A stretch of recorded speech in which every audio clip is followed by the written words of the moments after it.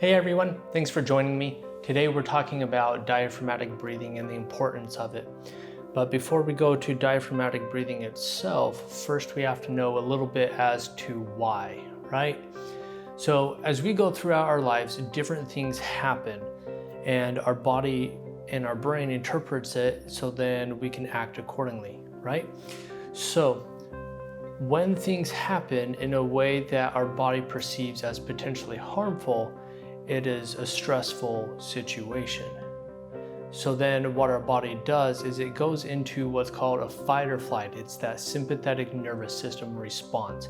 It's at an unconscious level of that response. And it's fight or flight.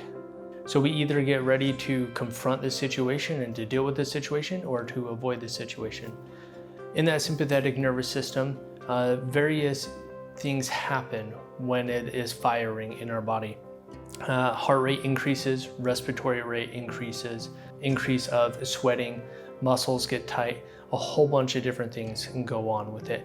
And when we stay in that position, we can get irritable, we can get stomach aches, we can get muscle pains because the muscles are contracted. There's a lot of different things that can be going on when we are constantly in that sympathetic nervous system response or that fight or flight.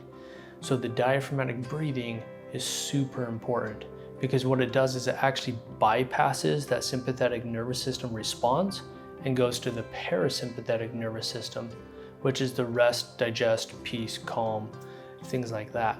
So instead of staying in that fight or flight all the time, it actually helps us switch so that our body can start to calm and relax.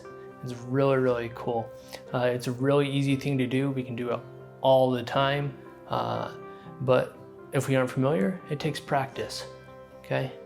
All it is breathing from the belly. That's it. It'll make more sense when we get started. So if you're ready, we'll get started. So again, with the diaphragmatic breathing, we put one hand on our stomach, one hand on our chest. And when we breathe, we try not to just breathe from our chest. And we try to let it come more from our belly.